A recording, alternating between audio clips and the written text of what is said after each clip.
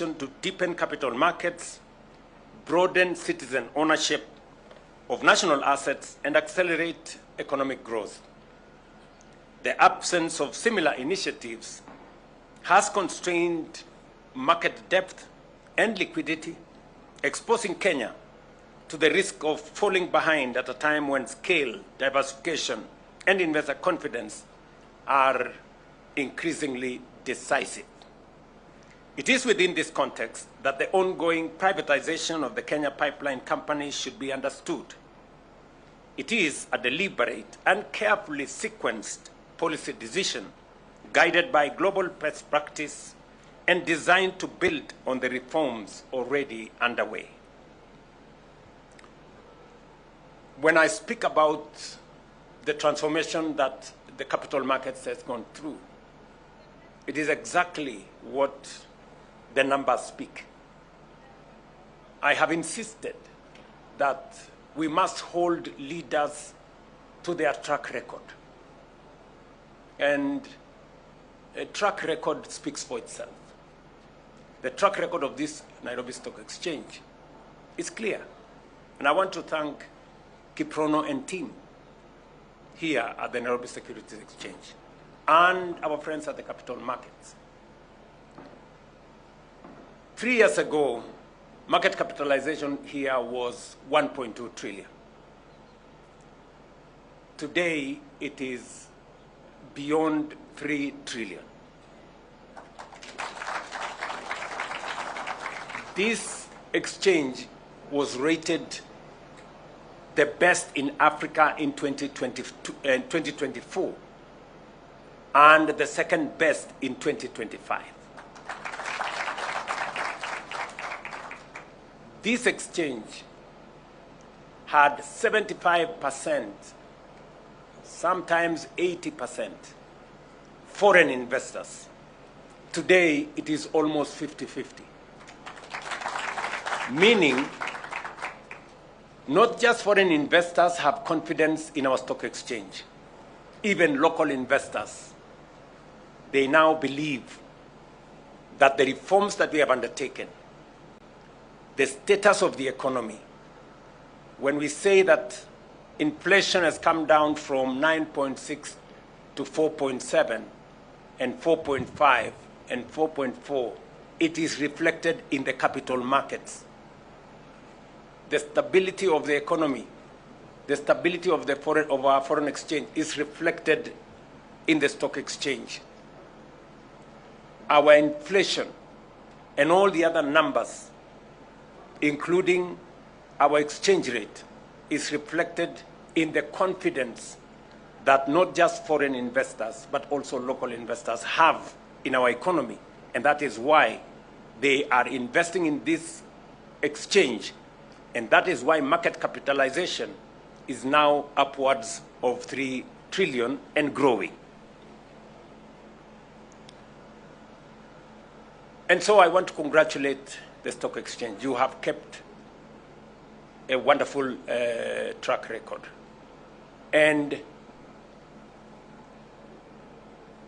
we have been your partners in making sure that we guard this economy from shocks that arise from either indecision in government or procrastination of decisions in government. And I want to commit that we are going to work together going into the future. We are not yet through with the reforms that will assist these capital markets to get to its optimal potential. There are some interventions that we will be discussing with the capital markets. John and his team at Treasury will go through the motions so that we can finally get every Kenyan to come on board and participate in the economy of our country. These reforms, ladies and gentlemen, are directly linked to our broader national development priorities. As you are aware, we have set ourselves an ambitious 10-year transformation agenda that includes the dualing of 2,500 kilometers of highways, tarmacking an additional 28,000 kilometers of road, increasing installed energy capacity from 3,300 megawatts at the moment to 10,000 megawatts, and constructing 50 new mega dams, 200 mini dams, and 1,000 macro dams in our effort to bring on board 2.5 million acres under irrigation for us to underwrite our food security and to make sure that we have all the infrastructure that is required for us to lift our country to a first world status. I was in the city of Nairobi on Sunday, and one of the biggest challenges we have in this city is water. We have, in the last 3 years, added an additional 140 million liters of water into Nairobi. But that is not enough. People in Southlands still pay 10 times more for water than people in Karen and Lavington. You know? We need to build Maragua 4 Dam so that we can have enough water in this city. It is one of the 50 mega dams that we have listed as the ones for investment as we build infrastructure for the development of our country. Delivering this scale of transformation requires mobilizing close to 5 trillion, and we intend to achieve this without imposing additional burden on taxpayers or accumulating debt. That is precisely where our capital markets and platforms such as the Nairobi Securities Exchange become central to the solution. Through the structured divestiture of strategic national assets, we will unlock long-term development capital. These resources, channeled through the Nairobi Infrastructure Fund and the Sovereign Wealth Fund, will crowd in private sector investment and finance national priorities while safeguarding intergenerational equity as required by the Constitution. Ladies and gentlemen, what we are undertaking is not an untested experiment. Many successful economies have followed in this path, deliberately leveraging privatization, capital markets, and institutional reforms to transform their stock exchanges into powerful catalysts for investment and growth. By listing strategic state-owned enterprises, they strengthen capital market depth and liquidity, attract global capital, and elevate their markets from frontier to emerging and ultimately developed status. We remain committed to working with all stakeholders to build markets that are deep, that are efficient, and accessible, markets capable of financing innovation, empowering enterprise, and advancing national priorities. And in this space, we will shortly be looking at what other incentives can we put in place for private companies to also list in the exchange 10%, 20%, 30%, so that we can democratize wealth in the country, and we can also reduce burdens of borrowing. Private sector companies instead going to borrow from banks because they have sufficient infrastructure and they can measure up to all the requirements of the exchange, should be able to come to the exchange to get capital for expansion, for whatever interventions they need, so that we can allow debt to go to more deserving cases. And therefore, this morning is a very proud moment for me that finally, ordinary people can buy 1 share. They can buy 5 shares. You don't have to look for a CDS account. You don't have to know any broker.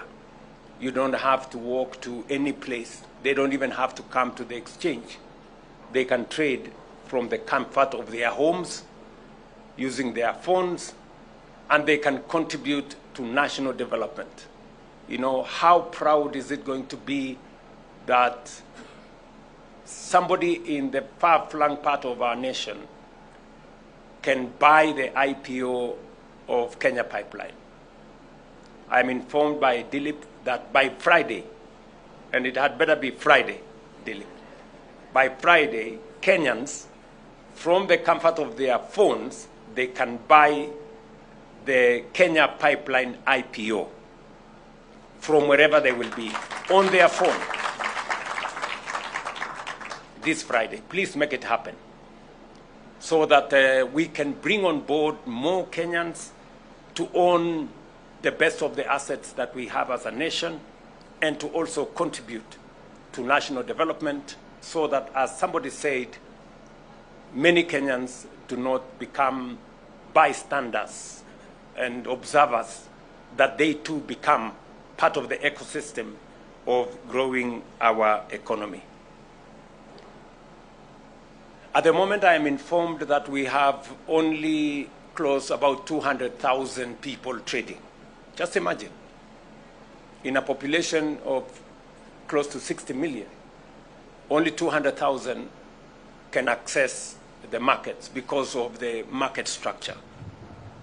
Today, I hope we open the doors for millions to now come into this space and participate and create wealth and own something, you know, be owners of capital, of property, of assets, of shares in companies in a very structured manner. I am pleased to note that over the past 2 years, driven by deliberate government reforms, the NSE has recorded one of its strongest performance in more than a decade. Last year alone, total market capitalization expanded by approximately 48%, rising from 1.9 trillion to above 3 trillion, as I said earlier. This impressive performance reflects improving macroeconomic fundamentals, including lower interest rates, a more stable currency environment, stronger growth prospects, and better coordination between fiscal and monetary policy. More importantly, it signals renewed investor confidence in the long-term direction of Kenya's economy. Let me conclude by congratulating Safaricom on this important market-shaping milestone. I also thank all stakeholders here today for their continued dedication to building a vibrant and inclusive capital markets ecosystem. And you have my 100% support and that of this administration as we consolidate our country and make as many Kenyans as possible stakeholders and participants. Ladies and gentlemen, it is now my honor and privilege to officially launch the Safaricom ZD Trader. Thank you very much and congratulations. Another round of applause for His Excellency. Thank you very much, Your Excellency. And the highlight of, let's take our seats kindly. Let's take our seats. The highlight of this session is certainly the bell ringing, but just before the bell ringing, there is a short panel discussion. So allow me at this point to usher in the panelists, starting with the moderator, the CEO for NSE, Mr. Frank Mwiti, followed by Esther Waitito, Chief Financial Service Officer. I understand she's also known as Mama M-Pesa. Francis Mwangi, Kestrel CEO, and George Odo, Managing Partner, Afrique Investments. So I'll hand over now to the moderator, who is the CEO, Mr. Frank Mwiti, to then take care of this very short panel discussion. He promised it's going to be 15 minutes, so your timing starts now. Thank you. Thank you. We have a very strong panel, I would say. It would be even stronger if His Excellency was in the panel. Thank you. Thank you. Thank you. Thank you very much, Your Excellency. Today, as you said, Your Excellency, this is not just an app that we are launching. What we are doing here is starting the journey to absolutely democratize wealth in our country. And so we see this, as you said, as a very, very pivotal milestone in the history of our country, Kenya. Let me start with you, Your Excellency. One of the segment in our population that we are really targeting here is young people. A lot of them either didn't have access or they